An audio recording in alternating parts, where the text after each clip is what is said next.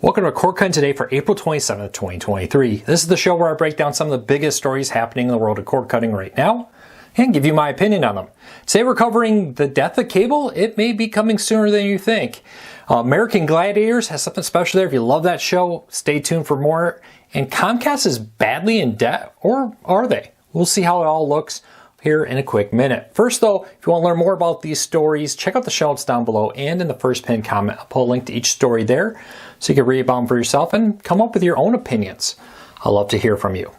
If you're new here, do me a big favor, hit that subscribe button, hit that thumbs up, let YouTube know you enjoy what we do here so YouTube recommends our videos to more people, helping us grow, helping us support our families. Now with that said, let's dive into it and hopefully help you break free from the high costs of cable TV.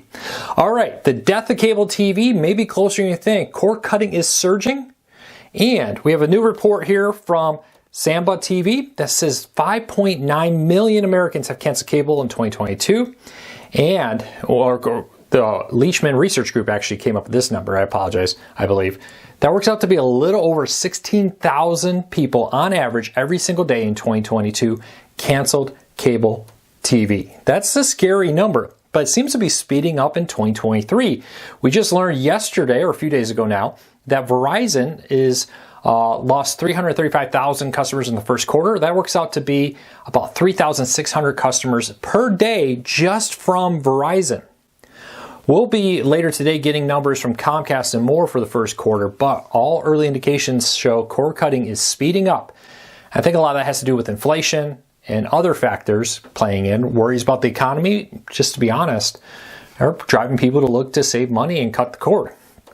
Now, this is some interesting things. The numbers aren't great on video like this when I'm just talking. If you want to see all the numbers in writing, check out the show notes down below. But take a look at this. In 2020, there were 128 million American households. But this year last year, only 70.2 million households paid for cable TV. This means 58 million American households no longer pay for cable TV or a live TV streaming service. That includes live TV services.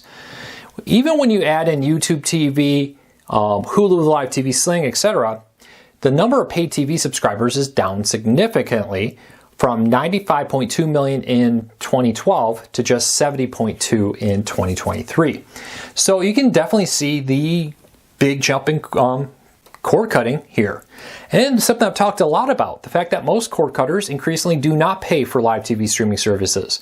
They increasingly just go on demand with an antenna maybe or more, or they subscribe to a service just during like football season, for example.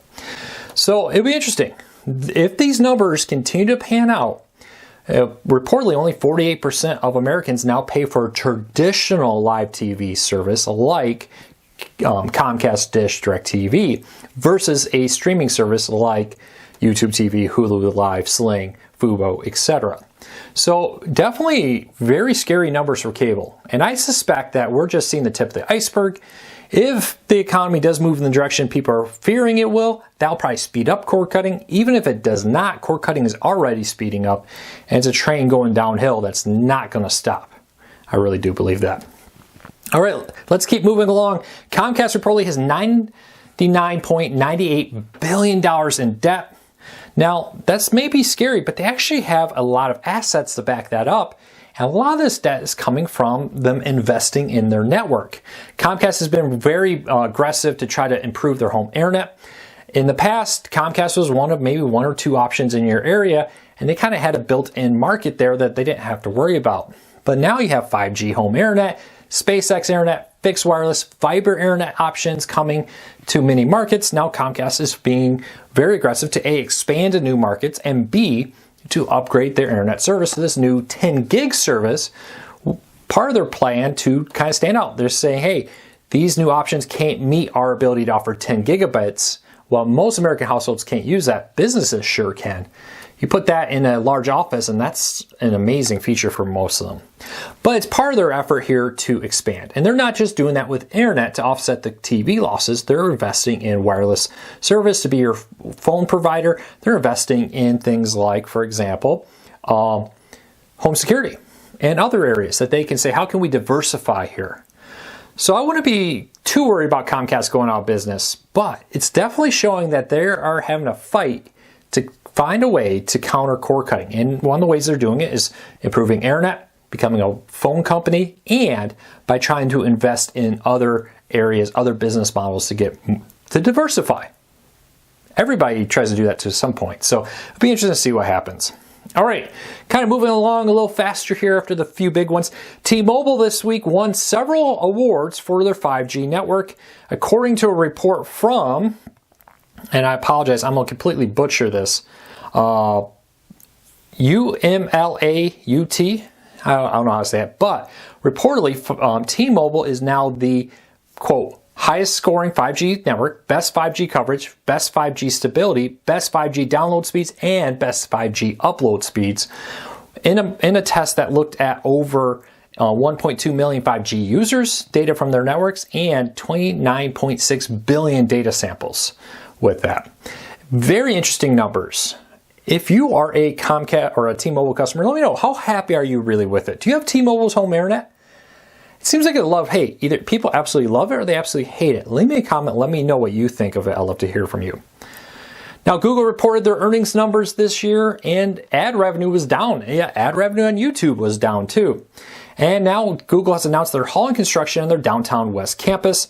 Originally approved by as part of a 30-year plan, the project would have been 80 acres, but now it's being put on hold. Now, not canceled. Amazon's also holding their second headquarters that was going to be in Virginia. They're delaying breaking ground on it as they're trying to figure out what's happening in the economy and specifically in ad revenue. Ad revenue, I can tell you right here, is down, and Google relies heavily on that. And that's one of the reasons why they're kind of saying, well, let's pump the brakes here on some of these bigger projects and like refocus our energy. Does it surprise you at all to see ad revenue down? I don't think it's due to the number of views. I think it has a lot to do with the fact that there's just so many places to put ads now.